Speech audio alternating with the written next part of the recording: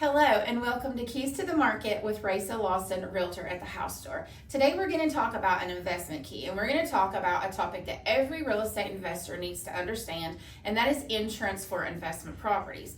So whether you're buying your first rental property or whether you're managing a growing portfolio, it is so important to have the right insurance coverage to protect your investment and to save you from costly surprises. So to help us navigate all that, I have joining me today Melissa Brewer, who is an insurance expert with Thompson Insurance. So Melissa, thank you for being on the show. Well, thank you for having me. I'm so glad to be here. Yeah, thanks. So can you tell our viewers a little bit about yourself and your company? Sure. Myself, I've been in the insurance industry for almost 30 years and have 2 children, 5 grandchildren, and just enjoy life and spending time with family. So, but with Thompson Insurance, we are an insurance company that cares about you.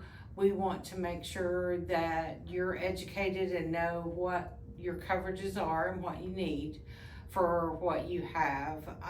And that's just a little bit of what we do. Okay, great. So let's just jump right in here. So let's start with just a basic question. So many investors just assume that they can insure rental property the same way that they would insure a residence. Is that true? No, they need to have a policy that covers rental coverage that is going to give them the different coverages. So it's going to give them, it's called a rented to others policy, and that policy helps protect the landlord. So if you're not insured correctly, you can be at risk of a claim not being covered and a claim being denied. Okay, so that is very good information to know, because if you have a claim denied, that can cause a lot of issues there. Mm-hmm. So let's talk about what exactly landlord insurance is and what it covers. Okay, so there are several different coverages that it would cover. So first off, it would cover your property damage, your dwelling itself, and then your liability protection for, if example, if someone's injured on your property, and then the loss of rental income.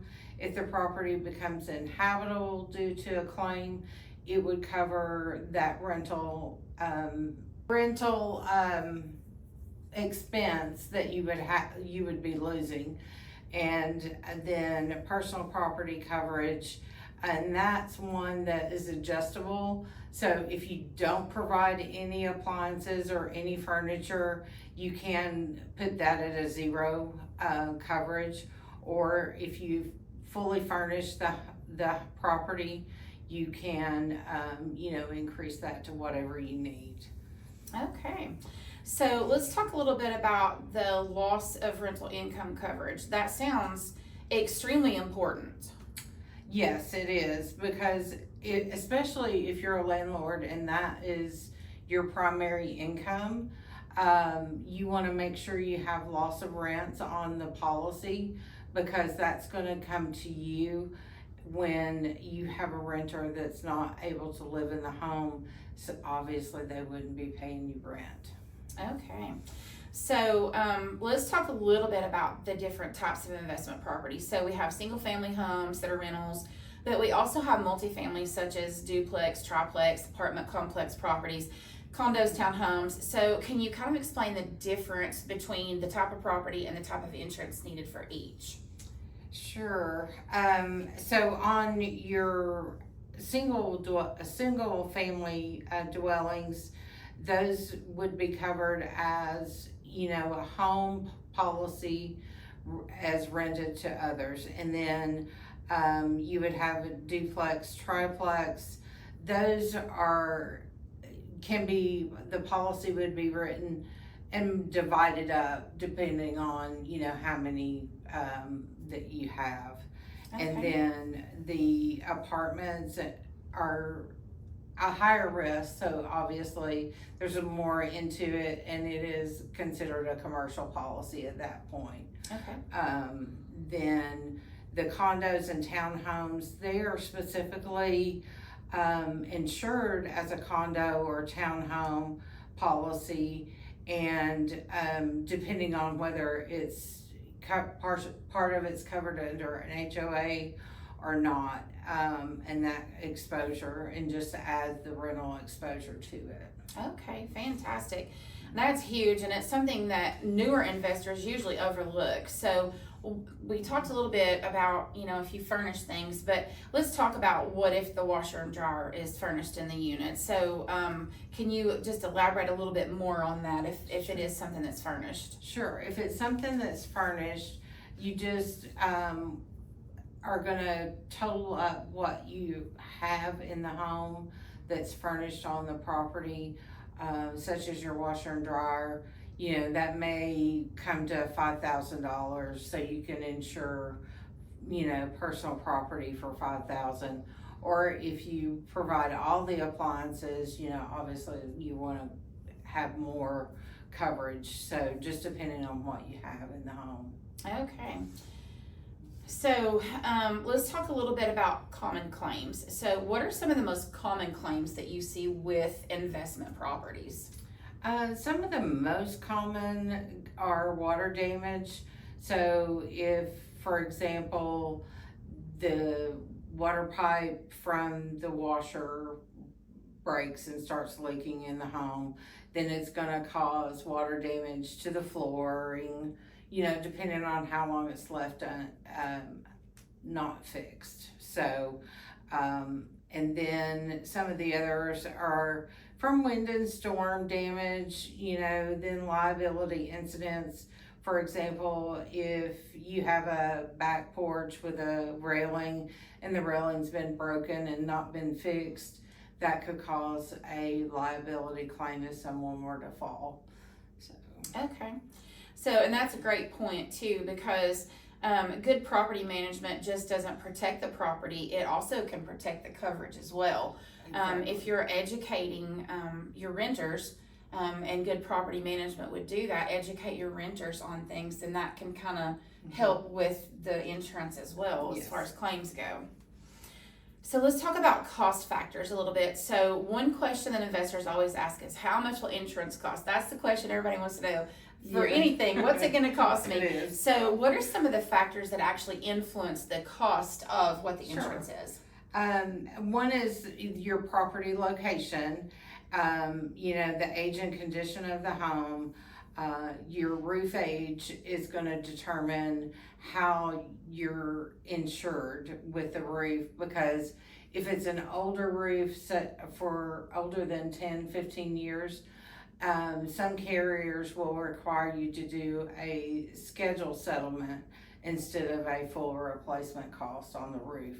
So those are very important. And then the claim history, if you've had a claim history, and that goes on the property and the owner. So for example, if you have multiple rental properties, but you have had one claim on one property and one claim on another property, for you that counts as two claims.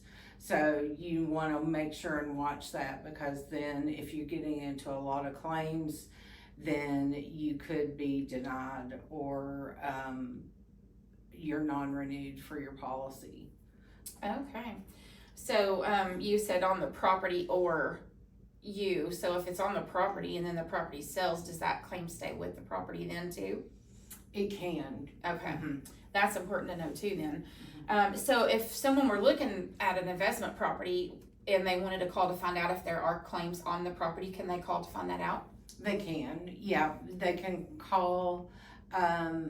Well, anytime you have a quote done on a property, it's going to pull that history, and it will show you if there's a previous claim.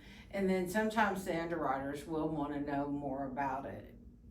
Okay, that's all good information, especially if you're looking to pick up a rental property. Keep that in mind. So let's talk about the short-term rentals for just a minute. So that's become a really huge topic lately, especially with all the Airbnb properties out there. So are those insured differently? They are. Short-term rentals are insured differently depending on the situation. If it's a primary or secondary home, but you use it as listed for Airbnb, for example, some carriers have a rider that you can put on the policy, but then some carriers won't cover the rental of an Airbnb. So you just have to make sure before you decide you're going to do an Airbnb that your policy covers that. Okay. So then let's talk about liability protection just a little bit. So why should investors pay close attention to the actual liability coverage?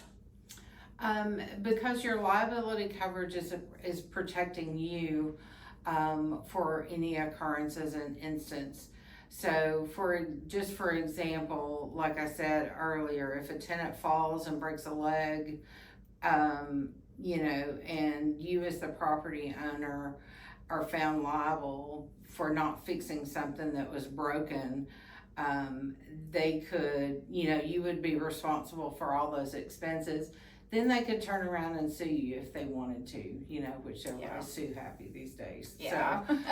So you want to make sure that you have appropriate liability coverage. And if you have multiple rental properties, you want to look at a commercial liability policy that covers each property that you have. That way, when you have a claim, you're protected for all of them. Okay, that's great information there for sure. So let's talk a little bit about some tips for new investors. So if someone's looking to buy their very first investment property, what advice would you give them?